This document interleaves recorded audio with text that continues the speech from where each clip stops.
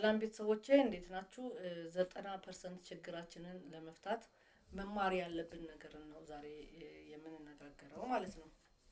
አሁን ያለህና በርሱ የምታደርገው ነገር ብቻ ነው። ሌላ ነገር የለህም። አሁን ያለህ ብቻ ነው ማለት ነው። ምክር ለመጠየቅ ብልህ መሆን መቻል አለብን። ብዙ ጊዜ ችግሮች ይገጥማሉ። አማካሪው ማን መካሪው ማን ኢቭን መካሪው ከአማካሪው በታች ያለው አስተሳሰብ ሊሆን ይችላል። ስለዚህ እንደራሱ ይመክርሃል ወደ ገደል ይከታል ማለት ነው። ስለዚህ ምክር ለመጠየቅ ብልህ መሆን ከማን መፈለግ እንዳለብን ማወቅ አለብን። ጥበበኛ ለመሆን ማለት ነው።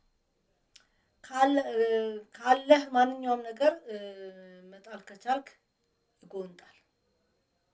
ትምክህትህን ጣል። ካለህ ማንኛውም ነገር ትምክህትህን መጣል ነው የሚሻለው ማለት ነው። የበለጠ አመስጋኝ ሁኑ። በሆንክ መጠን ዙሪያውን ያለውን ውበት ታያለህ። የበለጠም ደግሞ ለጋስ ትሆናለህ። አንዳንድ ሰዎች መጥፎ ነገሮችን አይረሱም። ዝም ብለው ሲንከባከቡት ነው የምናየውና መጥፎ ነገር የምንከባከበው የምናሳድገው ነገር ሳይሆን የምንተወው ለመተው የምንሞክረው ነው ማለት ነው። አንዳንድ መጥፎ ነገሮችን አለመርሳት፣ ዝም ብለን መንከባከብ ማቆም መቻል አለብን። መጥፎ ነገሮችን መጥፎ ያደረጉንን ሰዎች ምንድነው ምክንያታቸው ብላችሁት አልፉትና ሪዘኑን ስታገኙ ምክንያታዊ ከሆነ ራሽናል ከሆኑ ልንቀበላቸው ይቻላል ማለት ነው።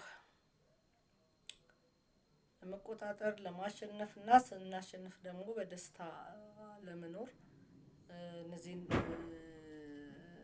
ምክሮች እንድትጠቀሙበት እጋብዛችኋለሁ።